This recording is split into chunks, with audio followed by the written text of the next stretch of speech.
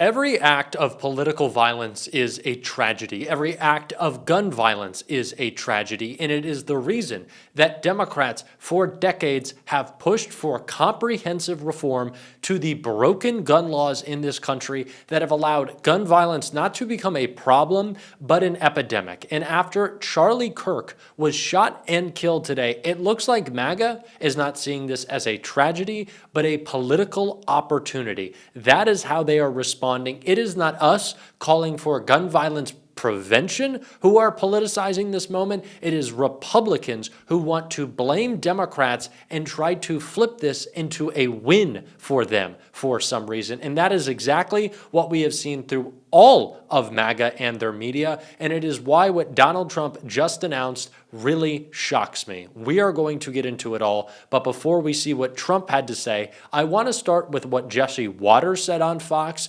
because it is dangerous and it is gross. Said this hits differently because Charlie was one of us.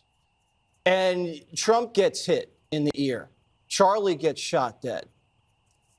They came after Kavanaugh with a rifle to his neighborhood. They went after Musk's cars. They just shot 2 Jews outside the embassy. Think about it. Scalise got shot, barely survived. It's happening. You got trans shooters. You got riots in LA. They are at war with us. Whether we want to accept it or not, they are at war with us. After violence has already been committed for a reason that we do not know yet, I do not want to comment on an alleged shooter because this shooter has just been taken into custody. That is all we know. I don't want to comment on motives because that is for an investigation and for a trial. That is how this country still, let's hope, works. But Jesse Waters explicitly trying to rile people up and make them angry shows exactly the type of direction that MAGA wants to go with this. They want to say that we are at war with each other. They do not want to calm tensions. They want to rile them up and use this as an opportunity to pretend that they care about crime. But as we saw this morning, before we get into what Trump had to say, clearly MAGA does not. No, I just have a question for my colleague from the state of Louisiana, because I'm curious as to where your bill is. Louisiana is the state with the second highest rate of deaths in this nation. You are more likely to be shot standing on a random street in your state than you are in Washington, D.C. So my question is, where's your bill for the occupation of the state of Louisiana to keep your people safe, if you're at all sincere in this? Gentlemen, yield for an answer. I yield for an answer. I support state rights. I'm a constitutionalist. But not D.C.? Stand by.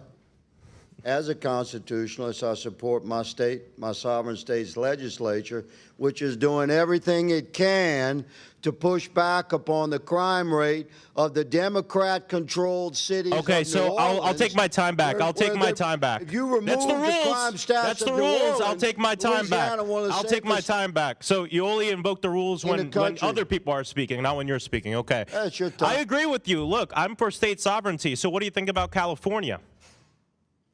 Well, California is not where I live. You asked me about my state.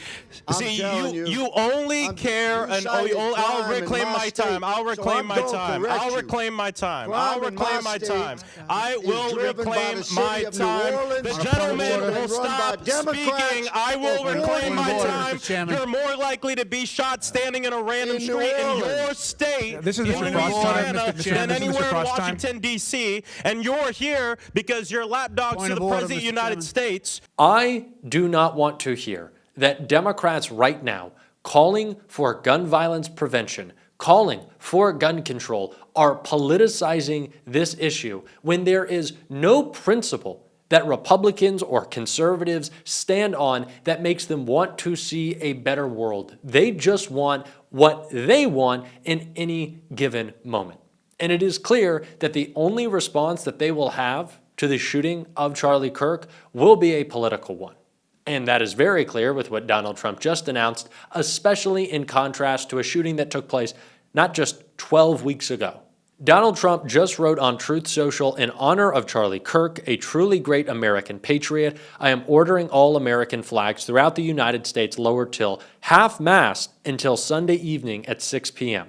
This tweet is in contrast to what was said about Melissa Hortman in Minnesota, who had her life taken from her, where Donald Trump wrote, "I have been briefed on the terrible shooting that took place in Minnesota, which appears to be a targeted attack." Donald Trump continued writing, "Such horrific violence will not be tolerated in the United States of America. God bless the great people of Minnesota, a truly great place." When a former speaker of the Minnesota State House had her life taken from her by a political extremist who then Republicans went on to joke about, they made jokes. Donald Trump couldn't even offer up fake thoughts and prayers, say anything about her family, her friends, nothing. But Charlie Kirk, and again, today is a tragedy. Any political violence is a tragedy. But Donald Trump is lowering the flags. Not even a condolence for a former speaker. Why? Because of politics. Because of politics. Donald Trump does not actually care. And what has been done? What everything has been done to stop this from happening. It continues to happen. And so the tears that will be shed by people who I know were friends with Charlie Kirk, were close to Charlie Kirk, loved Charlie Kirk. Yes, I am hurt for them. But I do not think this is a time for Democrats to be forced to condemn gun violence and political violence when nothing has been done by those in power to stop it from happening. Because this is a policy choice. It is the fucking guns. That is clear. And so Jesse Waters and Laura Loomer, Steve Bannon, Tucker Carlson, they're all going to say that we're at war with each other. And that's what they'll take from this moment. We're at war. Encourage you even more. That's what they want to do. This is a political stunt. Donald Trump's response is a political stunt. And what Donald Trump's response will be in the future, I assume, is more troops on the ground for control. They don't actually care about me, about you, about anything. This is political theater. The same type of mass psychosis MAGA political theater that led a man into a pizza parlor because he thought that Hillary Clinton was running a pedophile ring, only for those same people to now defend Donald Trump for protecting his buddy Jeffrey Epstein and attacking victims of Epstein's crimes. That's how much it's flipped. That is how much it's flipped. And do you know why? Because they have no values. They have no principles. It's really easy for the political wind to swoop you up and move you all over the place when there is nothing grounding you, when they don't actually care. They are willing to lie. What happened today was a tragedy, and it is even more of a tragedy because it is preventable. And because the people who will blame Democrats and say the left is violent, ignoring January 6th, mind you, and those violent offenders that Donald Trump let out to reoffend, they won't care to stop it from happening again. And they'll lie to you about it. They're lying to you about it right now. And I do not want anything to take away from the fact that Donald Trump is engaged in a cover-up right now that Jared Moskowitz called out here. Gentleman's recognized. Thank you, Mr. Chairman. Just following up on a little bit of what the ranking member was discussing, there was a significant event this week in which this committee has jurisdiction over.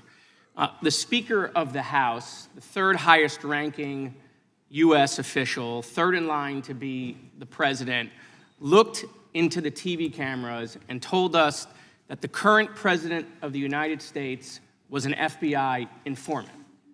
I consider that to be gigantic news.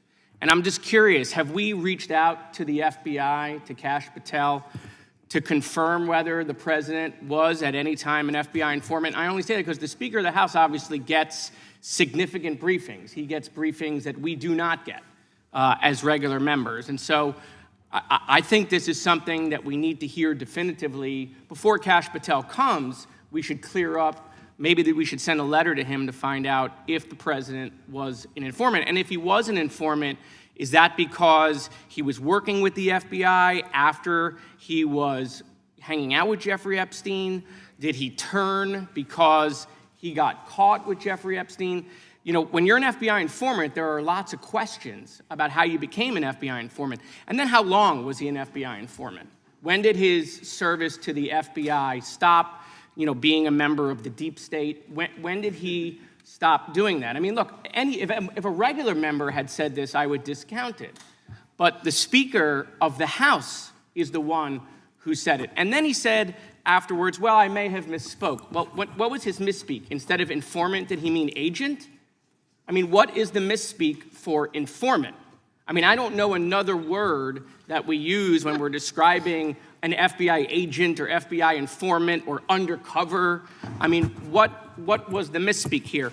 And if he was lying then, is he lying now? I'm just confused. Perhaps maybe the Speaker should come to our committee and tell us what he meant when he said that. It's just... Point of order.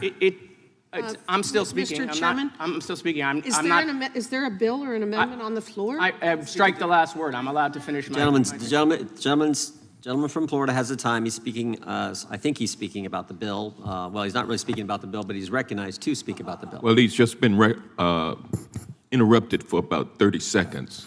I'd ask that it be added back onto his... Can we move to restore his time? That was a completely improper interjection. Time is stopped. We'll give him plenty of time. I'm usually good about that. Well, thank you, Mr. Chairman. I appreciate your indulgence, and I'm only bringing it up, again, because this committee is the committee of jurisdiction over the FBI, and I don't think in the history of this country we've had a Speaker of the House say the president was an FBI informant. I mean, that's a dual role if I ever heard one. And so I just think we have questions, Mr. Chairman, and on a bipartisan basis, maybe the answer is no, he wasn't an FBI informant, and that's fine if the answer is no. I just think we need to hear from the FBI. The Speaker has confused the American people whether Trump was working with the FBI against Jeffrey Epstein because he had information about Jeffrey Epstein, because he was there for a long period of time. Now, I understand if you might say that I have made this too much of a political issue today. I understand that. But I don't think it's political when people are losing their lives and it can be stopped. And I'm going to keep talking about that on this show. And if you want to support our work, you can always hit that subscribe button because I will continue to update you on this story. I am devastated with the state of our country. I just wish it would change. And we're going to keep fighting for that. And until next time, I'll see you soon.